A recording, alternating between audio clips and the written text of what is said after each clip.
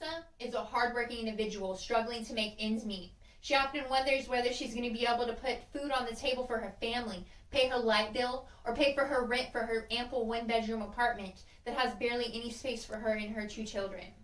No one, especially someone who works full-time, should have to worry about where their next meal would be or whether they're going to be out on the streets next month. People are living in poverty, struggling to make ends meet with a wage that is simply unacceptable. Wages need to be raised to a livable amount where no one will be stricken into this poverty. People are living in poverty. The government needs to implement a federal minimum wage of $15 an hour so individuals like Lisa can survive and provide for her family.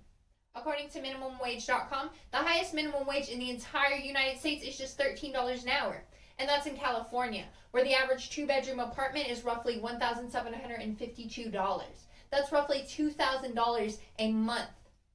No one can live off of that, especially in areas like California where the cost of living is that high. There hasn't been a minimum wage hike since 2007. That's been more than 10 years in the making, and it is definitely overdue with the inflation of goods in our economy at this time.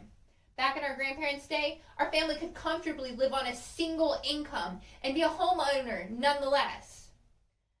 The solution to this issue would be to raise the minimum wage to $15 across the board so people can live and survive on a livable wage.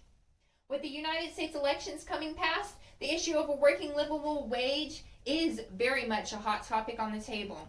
Many governors and president-elects are vowing to increase this wage to $15 an hour.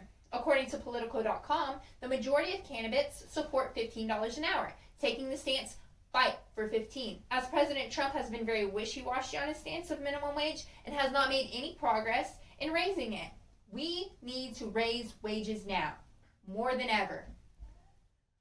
GlobalCitizens.com is saying that those who have a lower income will need additional help. Instilling a new minimum wage will allow for all individuals to live without the stress, without the anxiety of making ends meet.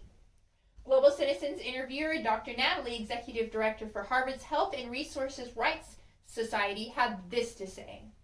Unless governments do something explicitly to focus on the poor, we would be silly to think that that would impact achieving Goal 1, solidarity and global commitments to fight poverty, which I think is already going to require a lot, Lemos told Global Citizens.